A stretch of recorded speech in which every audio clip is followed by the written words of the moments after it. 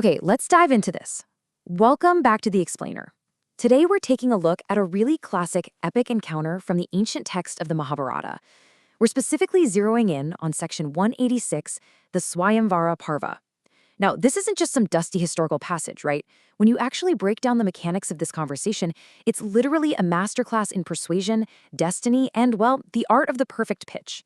We're going to see exactly how an empire-shifting journey begins with nothing more than a few right words spoken at the exact right time. So think about it. What happens when five incognito brothers cross paths with travelers heading to the absolute most exclusive, extravagant royal event of the age?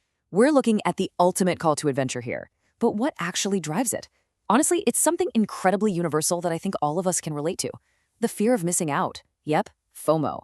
Even thousands of years ago, the promise of the absolute party of the century was totally enough to completely derail a trip and, change the entire course of history. To understand how this works, we really have to set the scene first. Our story kicks off on the road from a place called Ekachakra. We've got the five Pandava brothers, who are famously described in the source text as tigers among men and oppressors of all enemies. So they're fierce, they're formidable, and they're traveling alongside their mother. Picture this sort of seemingly mundane family road trip, right? They're keeping their heads down, just traveling together, when suddenly their journey is totally interrupted.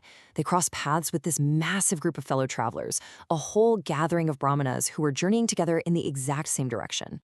And it all starts with a super simple, universally recognizable traveler's greeting.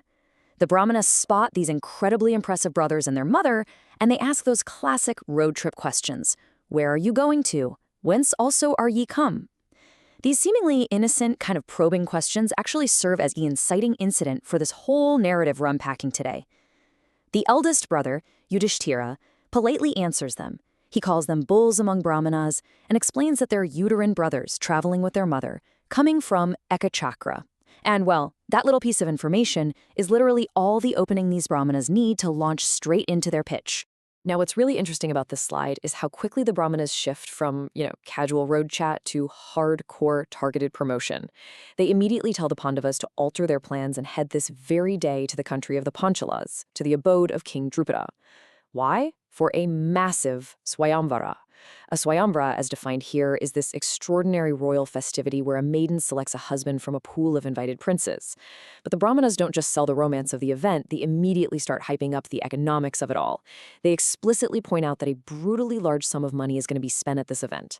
They're totally speaking to the universal appeal of immense lavish wealth just to grab the brothers' attention.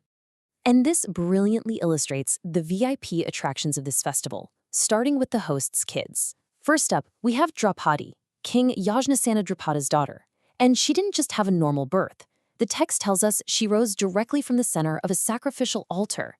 She's described as extremely beautiful, with eyes like lotus petals, faultless features, and endued with youth and intelligence. Then we transition over to her remarkable brother, Drupada.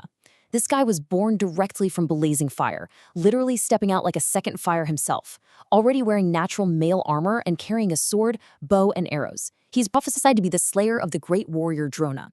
So the Brahmanas are basically selling a chance to be in the exact same room as literal magical legends. But the hype for Draupadi goes even further than that. The text specifically highlights the number 2. Why 2? Because that is the number of full miles that the slender-waisted Draupadi's natural fragrance reaches. The source describes her body emitting a scent exactly like a blue lotus, radiating for 2 full miles around her. Just imagine that for a second. You don't even need to be in the same zip code to know she's arrived. Talk about an incredibly overpowered signature scent, right? Forget modern perfumes. Projecting a floral aura for 2 miles is an absolute elite-level royal flex. And the Brahmanas used this specific, incredibly vivid detail to make her seem entirely otherworldly and just completely irresistible to the brothers. Let's move to and see how this builds, because the pitch definitely doesn't stop at the hosts. It extends directly to the guest list. The Brahmanas know that a truly great event is defined by its attendees, right? So they paint a picture of this incredibly exclusive gathering coming from all these various lands. We're talking about kings and princes who are performers of grand sacrifices where they give large presents to Brahmanas. They're devoted to study, they're of rigid vows, and crucially, they are young, handsome, holy, and mighty car warriors, accomplished in arms. These guys are the absolute elite of the elite. To be at this Swayamvara is to rub shoulders with the most powerful and illustrious figures of the entire age. But wait, it gets even better. If the magical VIPs and the elite guest list aren't enough, check out the festival attractions. The Brahmanas pitch this like the ultimate heavenly festival lineup. You've got kings literally giving away massive amounts of wealth, cows, and food just to the people witnessing the event. You want entertainment? They've got actors, bards singing epic praises of kings, phenomenal dancers, reciters of the sacred Puranas, booming heralds, and insanely powerful athletes throwing down in physical contests. It is a nonstop, all-inclusive, complete sensory overload of an event.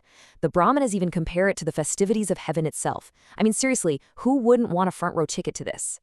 Then comes the really masterful pivot. The Brahmanas have painstakingly built up the immense value of this event, and now they turn their sights directly onto the Pandava brothers themselves with this incredibly tantalizing prospect. Ye are all handsome, and like unto the celestials. Beholding you, Krishna, which is another name for Draupadi, by the way, may by chance choose someone amongst you superior to the rest.